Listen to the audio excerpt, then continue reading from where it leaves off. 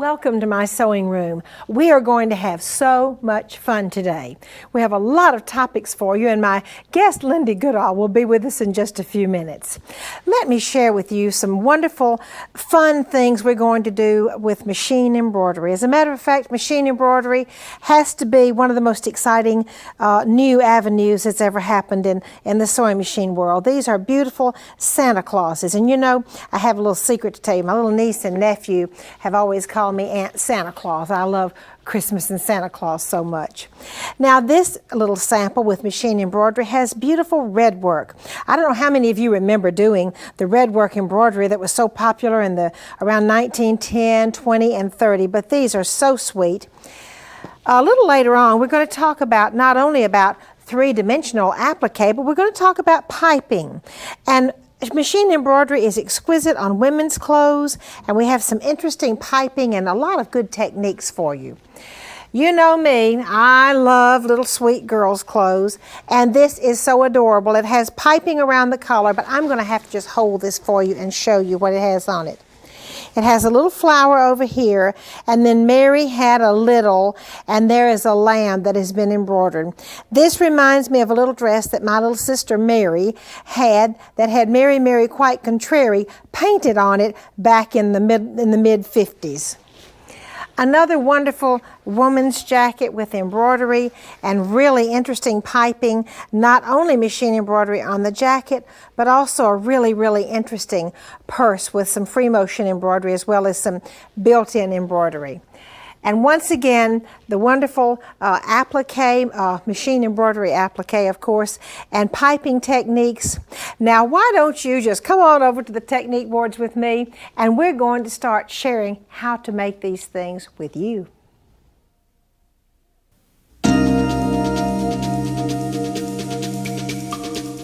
We are so pleased to be featuring women's clothes for this series, and this jacket, which is one of our patterns, is one of my very favorites. As you can see, it has a dolman sleeve, very easy to make, but no seams.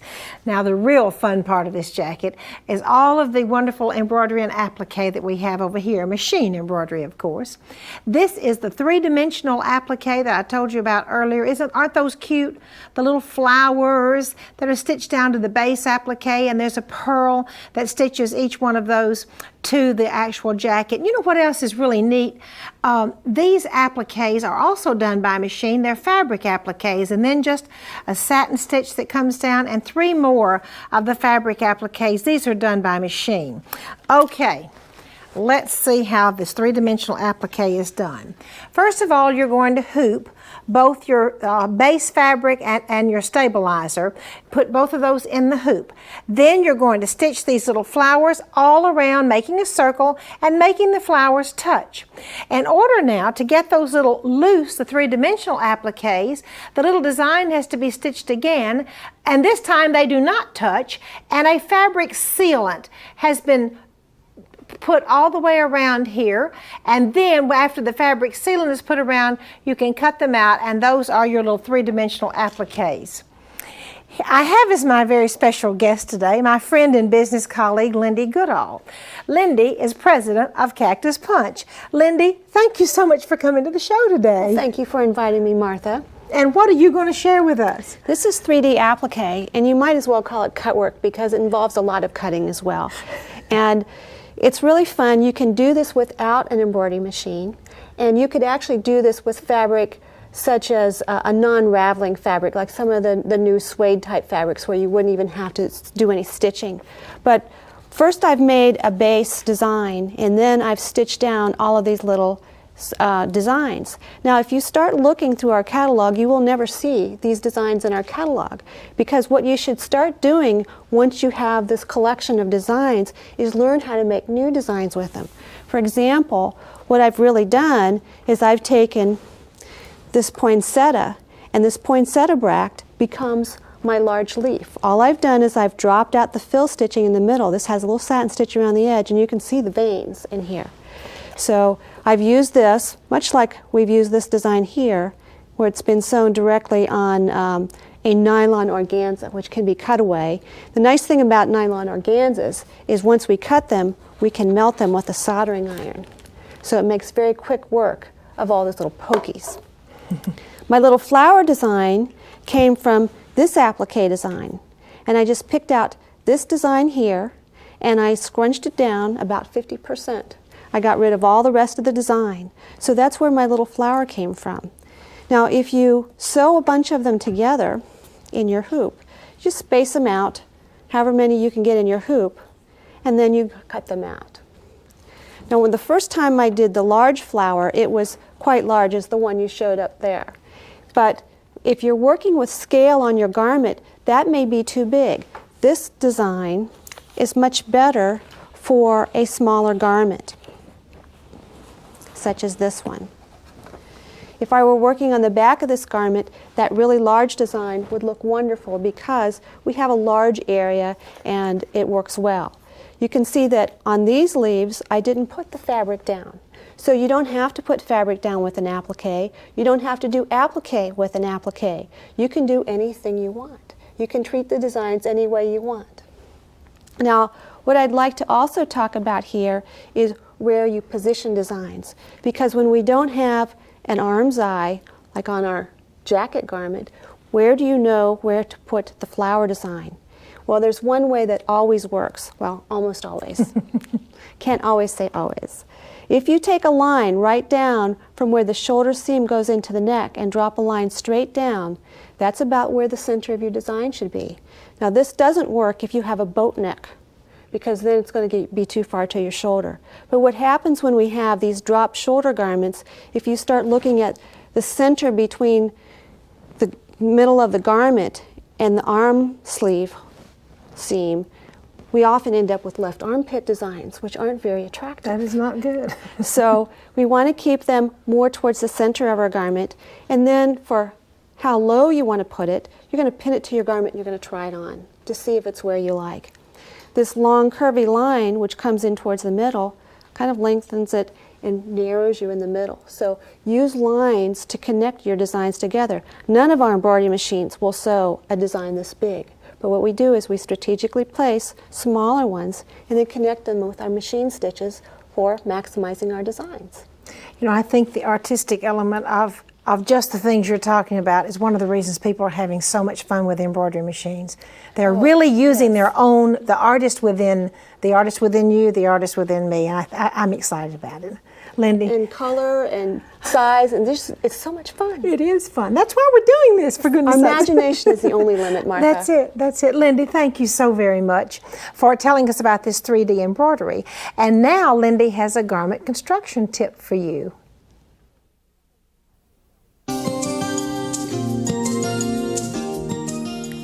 Making wonderful piping is really an important part of sewing. On this beautiful silk dupioni jacket, there's wonderful piping that goes down this side of the placket and down the other side, piping that goes around the collar. And Lindee, you make such beautiful piping. Talk to us a little bit more about making perfect piping. Well, Martha, I love piping. I think it really sets off your garment, and you can do it tone on tone like I've done with this garment, or you can do it tone on tone but make one shiny against the dull of your garment. A nice thing about piping is it helps keep your lining to the inside. So if you're not so great about getting your lining lined up, then the piping will really make it stay on the inside. Now piping is very easy to make. You can purchase your own piping, but it's so easy to make your own. You just need to cut bias strips, and if your bias strips aren't long enough, what you do is you just take pieces like this. You're going to sew a seam down here so that when you flip it, you have a continuous piece. Once you have your continuous piece, you're going to take your cording and wrap it inside here and just stitch down here. Now, there are piping feet, and although you can use your zipper foot, once you've used a piping foot, you'll never go back to your zipper foot because the piping foot holds the fabric so much better. After I've done my stitching, I like to trim it with a rotary cutter, and I like those new fancy ones that do the zigzag finish, the pinking edge, because this will allow it to ease in to your seam better and it reduces the bulk. So it's so easy to make. Once you've got your fabric, your piping made, if this is going to be your seam along here, you want to remember raw edges to raw edges, and then you would put your fabric over here and you'd stitch right along there. And once again, with your piping foot, it will follow right in that groove, and it makes it so easy. Well, I know since I've loved heirloom sewing and classic children's construction, we've always loved piping. We tend to use that tiny, tiny piping like on that Merry Little had a little lamb dress you had. And then on these wonderful women's things, larger piping is really pretty. You can use piping in all different sizes. I've used cord from the fabric store, and I've used string around the house. We used to wash the string and dry it to be sure it had shrunk before we made that tiny little itty bitty piping. Lindee, thank you so much for sharing your beautiful techniques and your beautiful ideas. And now we have a home decorating project for you.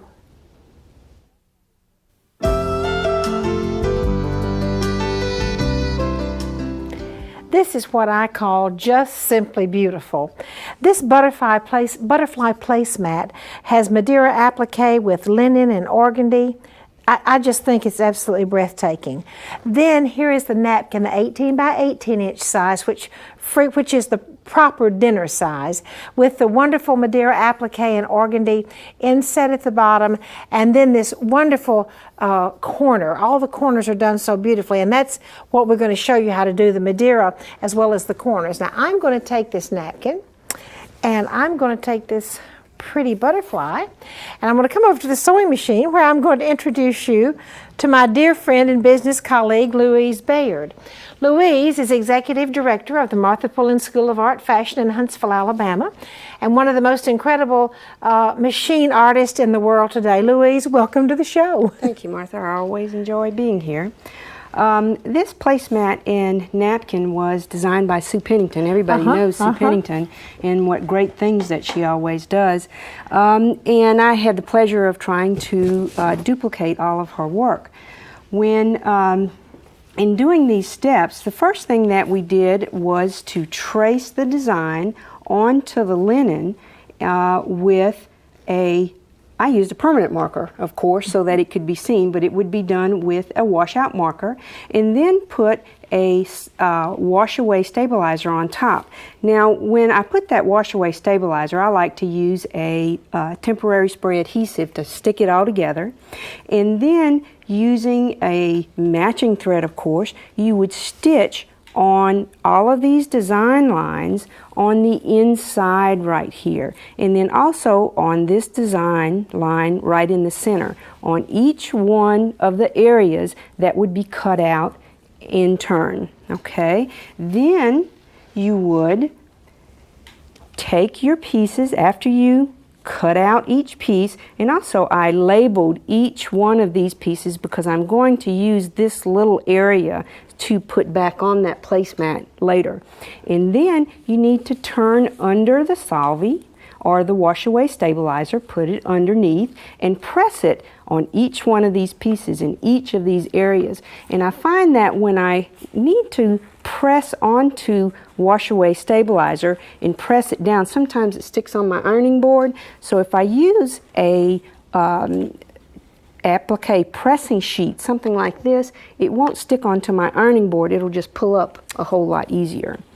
Okay, after all of the pieces are pressed nice and flat, then I take my piece with the holes in the middle and place it on organdy and stitch on the outside, trim, and then turn it right side out. Now, remember all those little holes that I had before. I labeled them, and I already stitched on the outside. I'll trim this away, turn it right side out, then add another piece, turn that one right side out, and I'll end up with a nice shaped oval, and that will be placed onto my butterfly placemat. And you can see that on the final piece, everything is just pin stitched down on the inside and the outside of the oval, as well as the inside and the outside of the butterfly. Now the corners, or rather the napkin, is done with a little bit of the Martha's Magic Madeira method, in that the corner of the napkin is done stitched with regular thread in the bobbin and a wash-away basting thread on the outside, and then you trim real close to the stitching. And here I just have a little bitty sample, and it's stitched, trimmed, and clipped. And then another part of the sample, I've got it turned right side out, all the points and corners clipped real well. And then after I spray it, it's going to be opened up. And then I'm going to make my butterflies, and these butterflies are made just exactly like the little circles were, except this time I used Martha's Magic Madeira method. And then we put the organdy in the corner. And then to do the corners, I drew lines here, and I matched up where I'm going to fold the hem, made a mark, and then I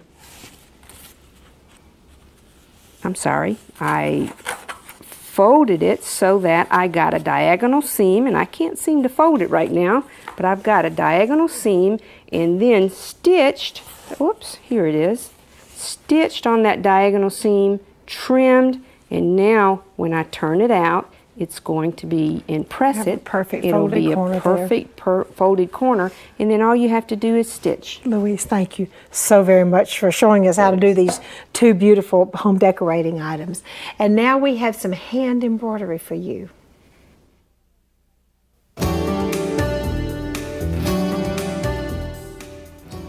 I'm so pleased to have as my guest today my dear friend and business colleague, Kathy Neal. Kathy is one of the most accomplished needle artists in the world today. She is also enrolled in the certificated course at the Royal School of Needlework in London. Kathy, thank you for coming to the show today. Thank you, Martha. I'm really excited about these shows that we're doing right now because they give the adult somewhat of a more scaled and colored version of many of the things that we do for babies and children.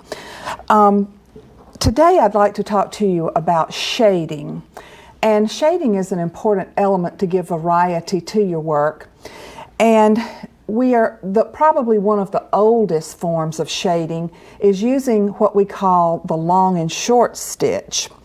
And in order to do this stitch, what we want to do is to first put a row of split stitch around the design area. And I've already done that, Martha, so that we would have time to actually show the shading.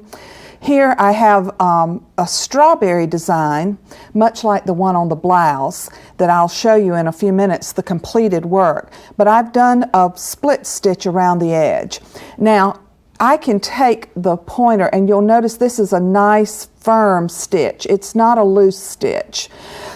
After I've done that, then I start my long and short, and I do the first round. And I was showing my daughter how to do this, and she said, well, there's nothing round about it. All the stitches are straight and they're in a row. If I have a chance and I have a little extra fabric around the edge, what I will do is I'll actually sketch out, as I've done here, I will actually sketch out my design. And what you want to do is you want the stitches of your long and short to follow the pattern of the growth or the natural line of the object that you're shading. So that's what I did. Since both of our husbands are dentists, Martha, I was stitching away and had a little strawberry sketched up here, and my husband asked me why I was sketching molars, but it's a work map for your stitches. I've also drawn a little graph here of the first round. And perhaps seeing this will help you remember that on the first round of stitches, which I've started doing here, on the first round, the stitches go from inside the design, over the split stitch, and to the outside. Every subsequent round will split and come out toward the outside. As you see here, what I've done on the second step is I've started making long and short stitches, now coming from the inside of the design outward. You notice that what I have done is, as I've brought the needle over the edge of the satin stitch, the needle lies very flat to the surface. That gives a nice smooth edge around the edge. Now I'm over on the very, very, very last stitch on the edge of the strawberry, and what I want to show you here is that last stitch. That last stitch comes in almost horizontally. That makes these stitches actually curve over the split stitch, and all your edges are very neat. So I'll finish that stitch. And when you're stitching, be sure to bring all of your threads to the surface before stopping your stitching. And what you want to do is you want to be sure that you bring it out in an area that will be covered later. You don't want to bring it out in the background fabric. Now I'm ready for my second color that I want to shade with. And this time I've used the 2 shades of pink. And to start the next color, you would tie on by either running the thread under a few of the already worked split stitches, or perhaps starting with a waist knot. I can always do it right in the center and then cut my thread really close to the knot, because this is an area that will be covered later. Now, on the second round, as I said, you always come up, and on this it's very important to actually split the previously worked stitches. And we're going to make some long ones and some short ones. And it's very important in shading to do what I call the hiccup stitch, and that is to make sure that one goes every few stitches, that one goes really high into the previous color. And you want to make sure that you cover 1/3 to 1/2 of the previously worked stitches, and you continue this way until the whole area is covered. Here's a completed strawberry here that I used the yellow as well as the different shades of pink and red. So Kathy, it works out lovely to have that long and short staggered shading. Kathy, that's absolutely beautiful. Thank you so much. And now won't you come along to my attic with me?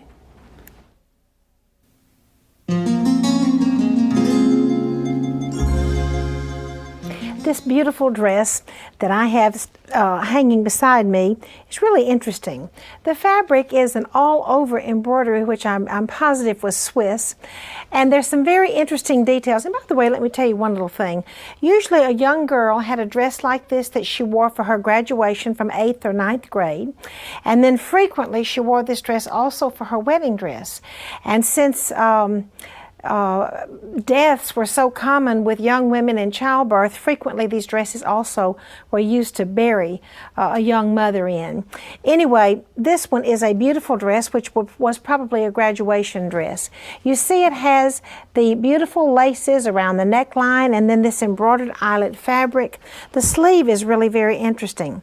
It has the pretty wide lace and then a ruffle that has been actually hemmed using a hem stitch machine. You know, the old turn-of-the-century hem stitch machines which made this beautiful hem stitch which we can recreate on sewing machines today. Now the skirt is very pretty too. Let me kind of hold this up a little bit for you.